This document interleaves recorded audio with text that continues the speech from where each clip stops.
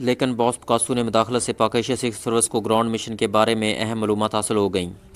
इस तरह सारा जोर हमारे सेक्शन रेड डॉट पर आ जाना था। चुनांचे मैंने फौरी तौर पर एक फ़ैसला किया और इस अहम अड्डे पर बेहोश करने वाली गैस के फायर करके पहले से बेहोश आदमियों के साथ साथ मार्जर, बॉस पिकासो और अड्डे में मौजूद मार्जर के तमाम अफराद को बेहोश कर दिया। और फिर मैंने इस अड्डे को मुकम्मल तौर पर कैमोफ्लेज करने के लिए इन सब अफराद को वहाँ से निकाल कर अपने अड्डे तक पहुँचा दिया। इस अड्डे में से अहम मशीनरी और इसी तरह की अहम तरीन चीज़ें भी हटाकर इसे आम सी कोठी जो खाली पड़ी हो बना दिया, ताकि अगर पाक एशिया सिक्योरिटी सर्विस के और लोग वहाँ रेड करें तो उन्हें कुछ हासिल ना हो सके।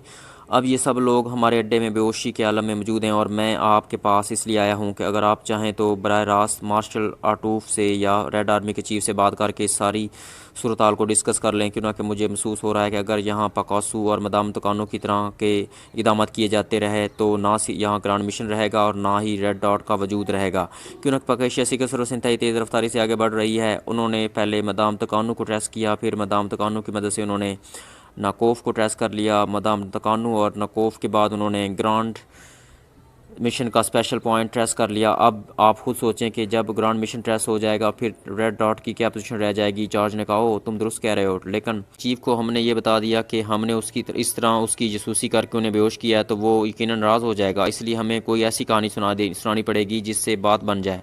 नाटू ने जवाब देते हुए कहा, बॉस आप चीफ से कहें कि सप्लाई टिपू पर फायरिंग की आवाज़ सुनकर हमने रीड किया तो वहाँ पाक एशिया सिक्योरिटी सर्विस और ग्राउंड मिशन के दरमियान खौफनाक लड़ाई हो रही थी।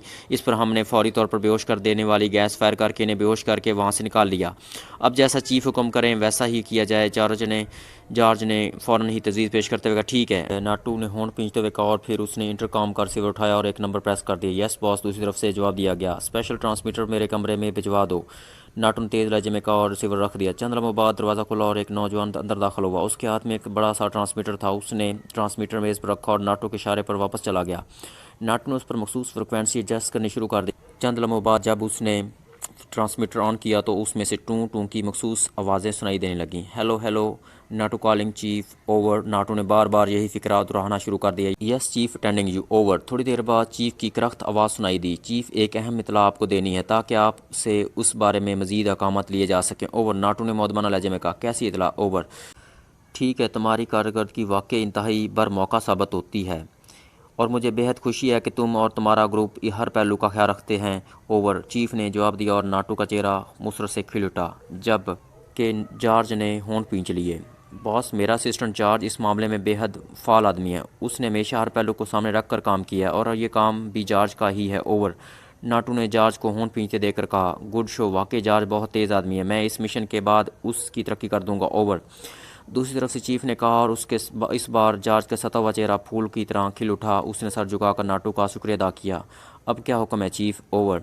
नाटू ने मुस्कुराते हुए कहा, मुझे मदाम तकानो और नकौफ के बारे में मार्शल आर्टोफ से बात करनी पड़ेगी। तुम इंतज़ार करो, मैं अभी बात करके तुम्हें कॉल करता हूँ, ओवर एंड ऑल। दूसरी तरफ से कहा गया और नाटू ने हाथ बढ़ाकर ट्रांसमीटर ऑफ कर दिया।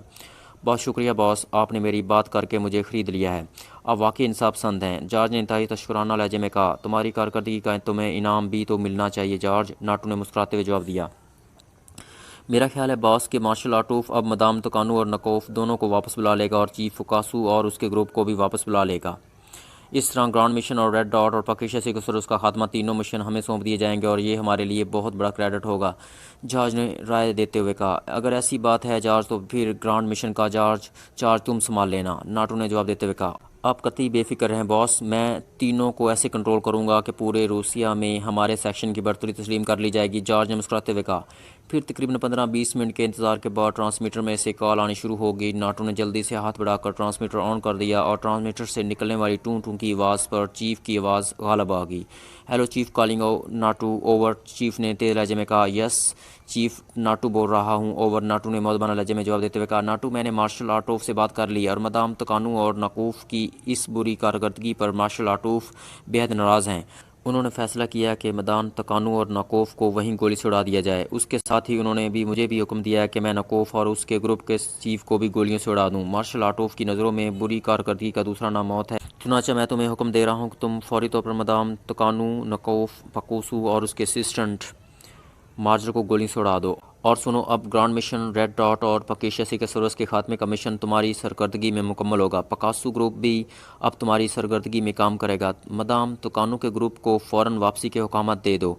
और सुनो, पकेशिया सीक्रेट सर्विस के जो मेम्बरान भी इस वक्त कब्ज़े में हैं उन्हें भी गोलियों से उड़ा दो। और ये बात भी सुन लो कि तुम्हारी कारकर्दगी भी इस इम्तिहान से गुजरेगी जिस इम्तिहान से दूसरों की गुजरी है, इसलिए हर लिहाज से मुताहत और ख़बरदार रहना। ओवर। चीफ़ ने इंतहाई सख्त लहजे में तफसीली हदायत देते हुए कहा, यस चीफ़, आप बेफिक्र रहें चीफ़, लेकिन मदाम तुकानू और पकासू ग्रुप के सिलसिले में मुझे आपके तहरीरी अहकामात की ज़रूरत पड़ेगी, क्यों कि सिर्फ मेरी बात ये लोग ना मानेंगे। ख़ास तौर पर मदाम तुकानू ग्रुप के बात कर रहा हूँ। ऐसा ना हो कि वो मदाम तुकानू की इलाकत को कोई और रंग देकर हमारे ही खिलाफ काम शुरू कर दें। ओवर। नाटू ने बड़े एयाराना लहजे में कहा, ठीक है, मैं तुम्हारी बात समझ गया हूँ। स्पेशल ऑर्डर तुम्हारे हेडक्वार्टर को इलेक्ट्रोग्राम के ज़रिए पहुँच जाएंगे। Over and all. दूसरी तरफ से चीफ़ ने कहा और नाटू ने एक तवील सांस लेते हुए ट्रांसमीटर ऑफ कर दिया। ये तो इंतहाई सख्त ऑर्डर दिए गए हैं। इस कदर सख्त ऑर्डर की तो मुझे तवक्का ही ना थी, नाटू ने होंठ चबाते हुए कहा। बॉस, मैं एक बात करूं? चार्ज ने कहा। हाँ, क्या बात है, खुलकर कहो, नाटू ने चौंक कर कहा। बॉस, मैं मार्शल आर्टोफ की तबीयत को अच्छी तरह जानता हूँ। मैं काफ़ी अरसे तक उनके खसूसी मुहफ़्फ़ज़ दस्ते में शामिल रहा हूँ। मार्शल आर्टोफ इंतहाई मुस्तल मिजाज आदमी हैं। उन्हें जिस कदर फौरी गुस्सा आता है उस कदर जल्दी ही दूर भी हो जाता है। मुझे यकीन है कि मार्शल आर्टोफ ने फौरी गुस्से के तहत मदाम तुकानू और नाकोफ की मौत के अहकाम जारी कर दिए हैं, लेकिन मैं जानता हूँ कि मार्शल आर्टोफ मदाम तुकानू को अपनी बेटी की तरह चाहते हैं, इसलिए गुस्सा दूर होने पर वो लाजमन अपने अहकाम वापस ले लेंगे। और अगर इस वक्त तक हमने मदाम तुकानू को हलाक कर दिया तो फिर बड़ा मसला बन जाएगा। इसलिए मेरी तजवीज़ है कि मदाम तुकानू, नाकोफ, पकासू और मार्जर, इनको हम कैद कर लें ताकि अगर कल को ऑर्डर में तरमीम हो तो इस पर अमल किया जा सके। अलबत्ता बाकी अफराद को गोलियों से उड़ाया जा सकता है। जॉर्ज ने कहा, मैं भी ऐसी ही बात सोच रहा था। रूसिया की इस कदर अहम और फ़ाल एजेंटों का इस तरह खात्मा यकीनन रूसिया के लिए नुकसान का बायस बनेगा, लेकिन अब हमने ही पकेशिया सीक्रेट सर्विस का ख़ात्मा करना है, इसलिए अगर इन लोगों से पूछ गूछ करके मज़ीद मेम्बरान को ट्रेस कर लिया जाए तो फिर इकट्ठा ही इन पर फायर किया जाए। नाटू ने कहा, ठीक है बॉस, वो जूलिया से हम सब कुछ मालूम कर सकते हैं। टेप के मुताबिक वो सब कुछ बताने पर आमादा हो गई थी, लेकिन बॉस पकासू ख्वाम अकड़ गए, और वरना उसकी बैंडेज करा देने में क्या आखिर हर्ज ही क्या था। जॉर्ज ने कहा, लेकिन अब तक वो लड़की ख़त्म हो चुकी होगी। नाटू ने मुँह बनाते हुए कहा, नहीं बॉस, जॉर्ज हर पहलू का ख्याल रखता है। टेप सुनने के बाद मैंने सबसे पहले यही काम किया था कि उस लड़की की बैंडेज करा दी थी। जॉर्ज ने जवाब दिया तो नाटू के चेहरे पर हैरत और मुसरत के मिले जुले तासरात नुमाया हो गए। ओह वेरी गुड जॉर्ज, तुम्हारी सलाहियतें वाकई काबिल दाद हैं। सुनो, अब ऐसा करो, इन सब को फौरी तौर पर अपने अड्डे से निकाल कर किसी ऐसे खुफिया अड्डे तक पहुंचा दो जहां तक सीक्रेट सर्विस ना पहुंच सके। फिर मुझे इतला दो, मैं खुद जाकर इन लोगों से मज़ीद पूछ गूछ करूँगा। और स्पेशल पॉइंट नाकोफ की रैशगाह और मदाम तुकानू की रैशगाह, तीनों को बमों से उड़ा दो ताकि पकेशिया सीक्रेट सर्विस इनकी वजह से आगे कोई क्ल्यू हासिल ना कर सकें। नाटू ने कहा, लेकिन इसके लिए बॉस आपको पहले मदाम तुकानू के ग्रुप चीफ से बात करनी होगी। जॉर्ज ने सर लाते हुए जवाब दिया, उसकी फ्रिक्वेंसी या फ़ोन नंबर? नाटू ने होंठ पहुँचवाते हुए पूछा और जॉर्ज ने फ़ोन नंबर बता दिया और नाटू ने फ़ोन की तरफ हाथ बढ़ा दिया। इस ग्रुप का इंचार्ज रूथ है, जॉर्ज ने कहा, और नाटू ने सर लाते हुए रिसीवर उठाया और जॉर्ज के बताए हुए नंबर डायल करने शुरू कर दिए। यस, रब्ता क्या होती? दूसरी तरफ से एक आवाज़ सुनाई दी, रूथ से बात करो, मैं नाटू बोल रहा हूँ, chief of red dot. Naatu ने इंतहाई सख्त और तखमाना लहजे में कहा, यस सर, मैं रूथ ही बोल रहा हूँ। इस बार दूसरी तरफ से मौदबाना लहजे में कहा गया, लेकिन बोलने वाले के लहजे में हैरत की झलकियाँ भी नुमाया थी। मिस्टर रूथ, मास्टर आर्टोफ ने बजरिया चीफ अहकाम दिए हैं कि मदाम तुकानू और नकोफ दोनों को ऑफ कर दिया जाए और तुम्हारे सारे ग्रुप को वापस भिजवा दिया जाए, क्योंकि मदाम तुकानू और नकोफ दोनों पकेशिया सीक्रेट सर्विस की नज़रों में आ चुके हैं।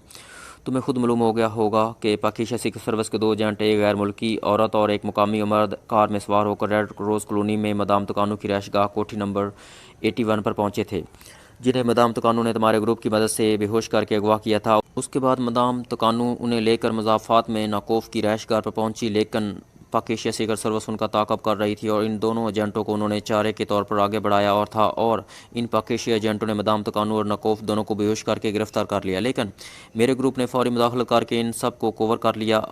इस पर मैंने चीफ ऑफ रेड आर्मी से बात की तो अभी उनके अहकामात मुझे मिले हैं।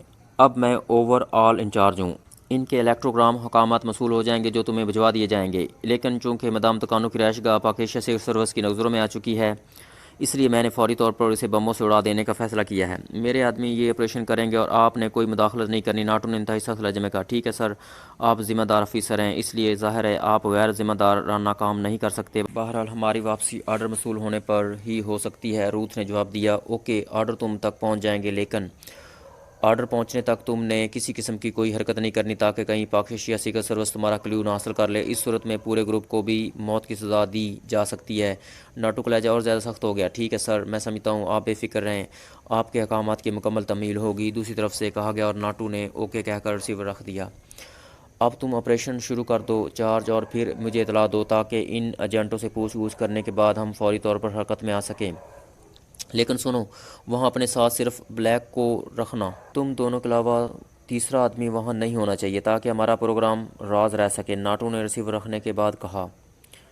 यस बॉस, जॉर्ज ने कहा और कुर्सी से उठ खड़ा हुआ। उसने माइक्रो टेप रिकॉर्डर वापस अपने ब्रीफ केस में रखा और ब्रीफ केस बंद करके वो तेज़ तेज़ कदम उठाता कमरे से बाहर निकल गया।